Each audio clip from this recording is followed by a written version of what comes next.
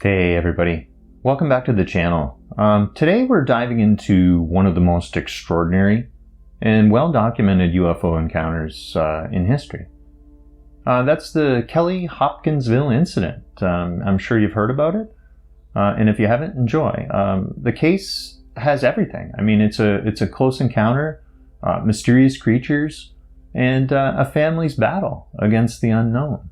So let's unravel the story from the night in 1955 that still has people talking to this day.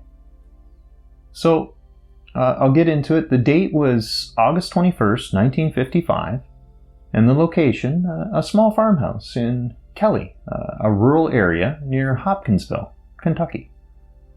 So the Sutton family, along with some friends, were settling in for what they thought would be a quiet evening. But the tranquility of the night was about to be shattered in a way they could really have never imagined in a bazillion years. So, get this. So, the encounter began when Billy Ray Taylor, he was a guest at the Sutton farmhouse. He went out to the well for some water. There wasn't any running water. Suddenly, he saw what he described as a bright, silvery object streak across the sky and land in a gully, what he estimated to be about a city block away.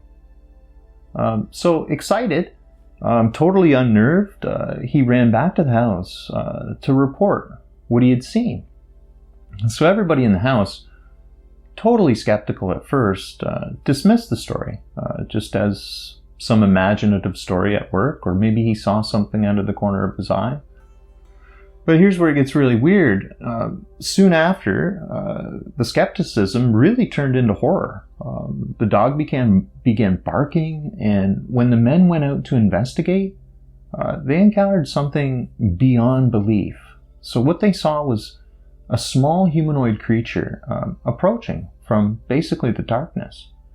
The beings, the first one anyway, but there were more behind it. The beings were about 3 feet tall, with large pointed ears, glowing eyes, and silvery skin that seemed to reflect the moonlight. So the creatures also were said to move in a very peculiar floating motion, as if their feet weren't actually touching the ground, almost like a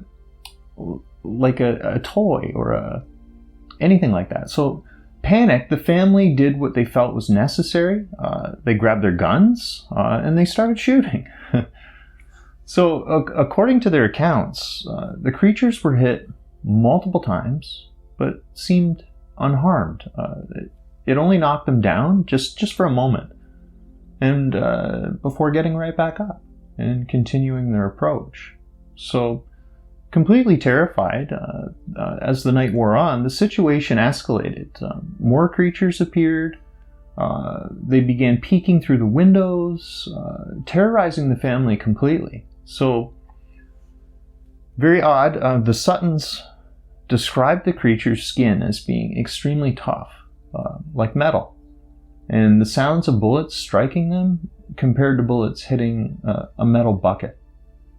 So, this is where it gets even weirder. Despite hours of confrontation, no harm came to the family beyond the terror that they experienced. Very strange. So at some point during the night, the family saw an opportunity to escape. It must have quieted down. They actually piled into 2 vehicles, and they went into Hopkinsville, right to the police station. So they were desperate, distraught. They told their stories to the police, who could see that they were genuinely terrified of something. So, as the good police, the law enforcement officers, including state police and even local military police, returned to the family's home. They found evidence of a struggle, including bullet holes, spent cartridges, but there was no sign of the creatures.